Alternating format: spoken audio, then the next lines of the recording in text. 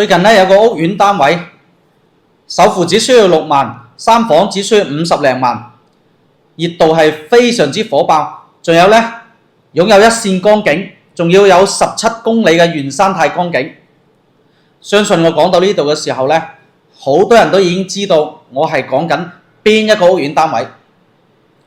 冇錯啦，就係講緊中山嘅香山小鎮。咁咧喺視頻開始之前咧，多謝大家一直嘅支持，希望大家幫手點翻個鐘仔，俾翻個 like， 同埋 share 出去，俾一啲有需要喺大灣區買樓嘅人士。希望我嘅視頻可以幫助到大家，令到大家喺買樓嘅時候冇踩坑。咁今期點解要講呢個香山小鎮呢個屋苑呢？就係因為我有個客戶，佢話佢接到經紀嘅電話，話呢個屋苑個價錢非常之筍，比之前係平咗好多嘅，亦都有養老配套同埋江景，咁啊非常之適合香港人購買。咁呢個客戶呢，就叫我幫佢做下分析下呢個屋苑嘅一啲睇法。咁呢，以下呢就係我個人嘅一啲睇法，咁啊有幾點嘅。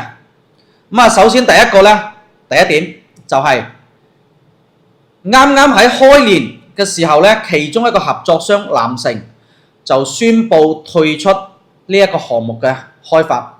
咁呢一點呢，喺我個人嘅睇法入邊呢，就係南城嘅退出會唔會令到呢個項目之後嘅有啲交付會出現一個減配嘅情況呢？咁點解會有一個咁嘅諗法呢？就係因為基於之前香山小鎮對外公佈佢嘅洛陽小鎮同埋濕地公園等等嘅配套可能會出現一啲調整。咁我睇到呢個信息嘅時候呢，就會諗，咁佢既然出現調整，會唔會真正買咗樓之後交配嘅時候呢，會唔會真係達到佢宣傳上邊所講嘅一啲配套？所以呢，我就建議大家確實要認真考慮呢個問題。咁啊，第二個呢，就係醫療配套嘅資源，屋苑宣傳適合港人養老、休閒同埋居住。咁我首先就問大家，養老係咪首要條件係需要考慮醫療嘅問題？佢呢個屋苑附近5公里只有一個神灣醫院。咁平時如果有啲咩頭暈身㷫，咁大家又覺得方唔方便呢？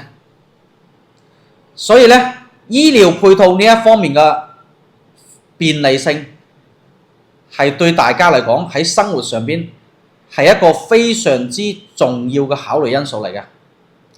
咁啊，第三個就係交通嘅便利性。項目宣傳35分鐘到達港珠澳大橋，呢個只係講坐直通巴到港珠澳大橋。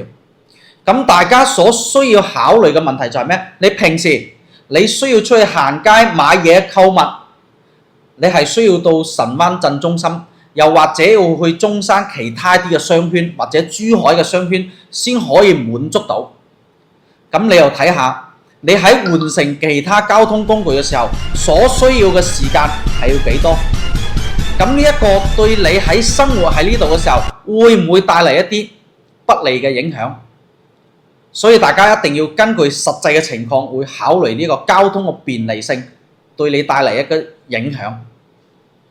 咁啊，第四點就係生活配套嘅不足，因為自身項目嘅一啲商業嘅配套不足，再加上洛陽學院、濕地公園同埋教育嘅資源，當然佢嘅幼兒園喺度開發緊階段，但係千祈唔好忽略佢個中小學資源一樣要去到比較遠一個區域。所以呢，開發商呢啲就係不利嘅因素，再加上佢已經開發咗咁多年，比較滯後同埋規劃一而再再而三嘅調整，真係到時候交付嘅時候，會唔會真係一個較大嘅出入，令到你投資上會造成損失？再加上近期佢嘅物業公司亦都作咗一個調整，更換咗新嘅物業公司，會唔會造成嘅配套下降同埋嘅一啲設施嘅不足？就比如你去揾間茶餐廳，都可能冇辦法滿足得到你。所以香港人呢啲最基本嘅生活設施。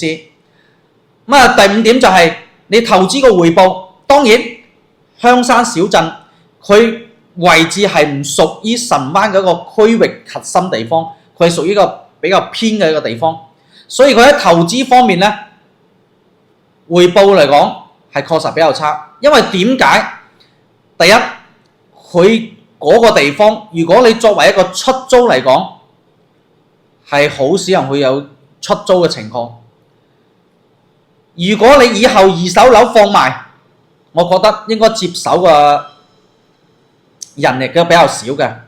因為點解？因為你嗰度教育資源同埋商業配套，仲有等等一啲不利嘅因素，會造就到啲買家接手嘅能力係比較差。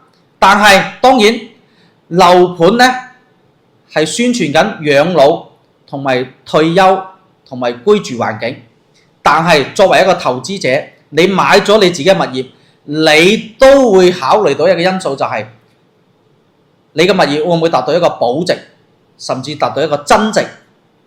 咁諸如此類嘅因素影響到你，係滿足唔到呢一方面嘅因素。咁仲有一樣嘢就係佢呢一個醫療配套同埋其他呢啲交通配套有諸如此類嘅不便。咁香港人喺大陸大灣區買樓，你哋應該係優先去考慮呢一方面嘅問題。交通出入要方便，醫療配套要成熟，你先可以滿足到你最基本嘅要求。所以以上呢，就係我啲個人嘅分析。如果大家覺得仲需要了解多啲大灣區更加多嘅資訊，或者一啲其他嘅區域，可以致電我85253371993，或者 WhatsApp 我會幫你做一個詳盡嘅分析，究竟邊一個區域甚至邊一個板塊係比較適合你嘅，甚至你需要問到我交通方面啦，或者配套方面，或者一啲規劃上嘅方面嘅嘢，我盡可能幫你去做一個分析，令到你更加了解。以上呢，就係我一啲個人見解同埋一個分析，唔代表其他。咁希望視頻可以幫助到大家。最後呢，就多謝大家一直以嚟嘅支持同埋關注，希望大家去多啲發表自己嘅一啲見解，令到大家可以共同溝通，達到大家更多一啲嘅認知，令到大家喺大灣區買樓唔好踩坑，唔好被割韭菜。咁今期視頻呢，就到呢度。如果大家覺得有更加多嘅嘢需要諮詢或者需要了解嘅，歡迎 WhatsApp 我。呢一期視頻到呢度先。OK，拜拜。